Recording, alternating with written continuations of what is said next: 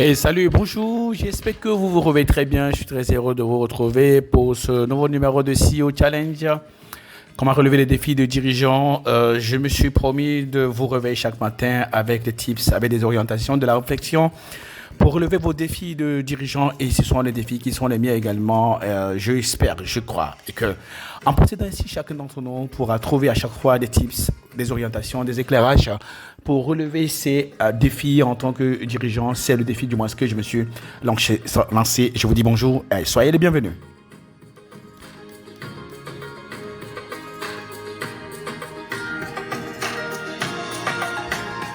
Ok, magnifique, magnifique. Aujourd'hui, nous nous retrouvons pour parler à nouveau donc du coup de défis, d'enjeux de direction générale et particulièrement pour aujourd'hui, je vais aborder pour vous et avec vous un thème peut-être qui a peut-être fait votre préoccupation quotidienne, peut-être que vous ne le savez pas. Ou peut-être attirer votre attention. Je ne sais pas si vous avez entendu parler du design organisationnel. Oh, le design organisationnel, c'est peut-être le parent pauvre du pilotage d'entreprise. En tant que dirigeant, moi-même, je suis en mesure de vous dire que s'il y a une chose qui m'a le fait plus faire défaut dans ma capacité à piloter une organisation, c'est de pouvoir aligner les enjeux stratégiques, la structure organisationnelle, la qualité des processus et les compétences individuelles de manière à faciliter la possibilité pour moi d'atteindre avec mes équipes, eh bien, les objectifs stratégiques. Nous parlons bien évidemment ici de design organisationnel. Alors, ce qui se passe dans nos entreprises, c'est que quand on parle de design organisationnel, on peut rapidement réduire cela à l'organigramme ou à la structure organisationnelle. Mais c'est plus que cela. Quand on parle, c'est pas seulement la structure organisationnelle. Comme je l'ai dit tout à l'heure, il s'agit d'aligner les enjeux stratégiques sur la structure organisationnelle, donc l'organigramme, la qualité des processus et les compétences individuelles et collectives de l'entreprise, toutes choses devant être alignées pour atteindre ce qu'on va appeler ici l'alignement organisationnel, pour permettre d'atteindre et dépasser les objectifs que l'entreprise cherche et essaye d'atteindre. Il est question donc du coup de répondre à la question suivante. Je ne sais pas si vous avez l'habitude de poser cette question.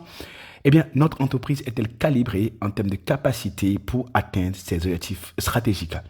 À cet effet, je voulais préciser quelque chose de très important. Il existe quatre capacités à structurer, à optimiser pour être sûr de ce que on va finir par atteindre les objectifs stratégiques. La capacité commerciale.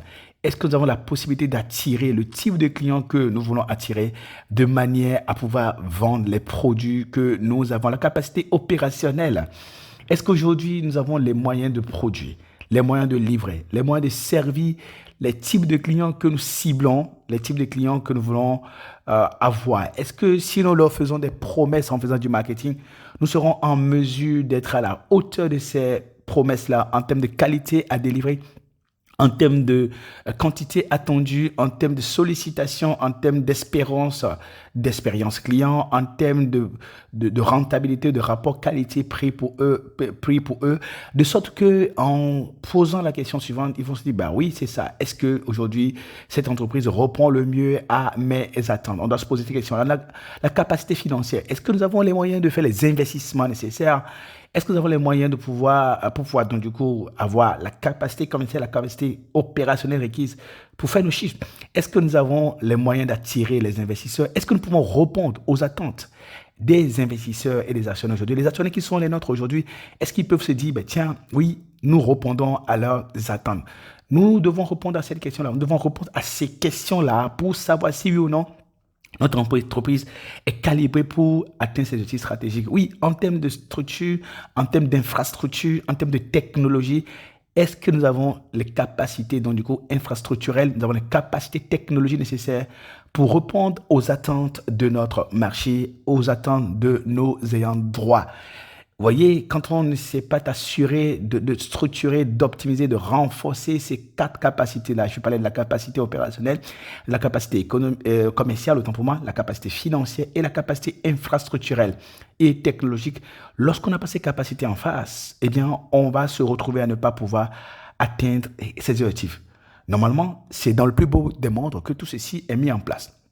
Mais en général, nous avons un déficit d'impact, d'excellence organisationnelle, mais nous ne le savons pas. Lorsqu'il est question de vérifier eh bien, si on va atteindre les objectifs, la plupart du temps, on se pose la mauvaise question. On se dit que c'est parce qu'on n'a pas les moyens techniques, parce qu'on n'a pas les moyens financiers, parce qu'on n'a pas les hommes en qualité qu'on n'arrive pas à atteindre les objectifs stratégiques. Alors qu'il faut répondre à la question de savoir si l'entreprise est calibrée en termes de capacité pour atteindre ses objectifs stratégiques. Est-ce qu'il y a un alignement organisationnel parfait? En réalité, c'est l'organisation qui souffre d'un déficit, c'est quand l'organisation du moins souffre d'un déficit d'optimisation dimensionnelle et opérationnelle qu'elle n'arrive pas à atteindre ses objectifs.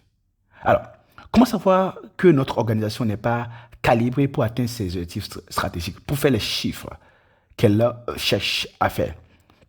Il y a quelques manifestations. Exemple, l'insatisfaction des ayants droit. Lorsque de plus en plus de protagonistes et ayants droit ont de quoi ne pas être contents et que nous ne délivrons plus dans les délais avec la qualité et le niveau de productivité et d'excellence sectorielle qu'il faut pour répondre à leurs attentes, nous avons un défi d'alignement organisationnel. Il faut donc du coup procéder à de l'optimisation. Il faut refaire le design organisationnel, s'assurer de ce que les enjeux stratégiques sont alignés sur la structure organisationnelle, sont alignés sur la qualité des processus, sont alignés sur la qualité compétentielle, la qualité en quantité des hommes.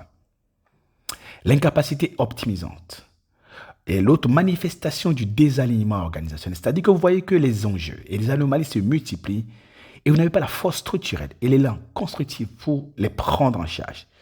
Vous avez l'impression qu'il y a trop de feux à éteindre et vous ne savez pas par quel bout prendre les choses. Vous avez fini avec tel enjeu et un autre enjeu arrive. Eh bien, c'est la caractéristique majeure du désalignement organisationnel. L'autre caractéristique et manifestation du désalignement organisationnel, c'est l'illusion de cible. Lorsque depuis longtemps, vous voulez atteindre des niveaux de chiffre d'affaires que vous n'arrivez pas à atteindre, vous voulez atteindre 100 millions de dollars, 60 milliards, et que vous avez du mal à le faire, vous voulez atteindre la barre des 50 milliards de millions de dollars, c'est-à-dire 30 milliards de francs CFA, et vous avez du mal. Vous cherchez à faire 10 milliards depuis un bout de temps, et vous n'y arrivez pas, eh bien, c'est parce que justement, il y a des niveaux de performance relative que vous pensez à chaque fois que vous voulez atteindre, mais il faut un niveau d'optimisation, de qualité organisationnelle, de dimensionnement structurel pour être sûr de pouvoir les atteindre. Vous voyez, en général, quand on est en face de ces manifestations-là, ce n'est pas toujours évident de savoir qu'on a un défi de design organisationnel, qu'il faut refaire le design organisationnel. Parfois, nous nous focalisons sur l'amélioration du chiffre d'affaires et de la rentabilité. Mais lorsque nous n'avons pas réussi à aligner l'organisation avec le niveau capacité, c'est-à-dire sur le plan opérationnel, commercial, financier, technologique, humain et structurel requis, eh bien, les points de perturbation vont se multiplier. Les points de déstructuration vont se multiplier.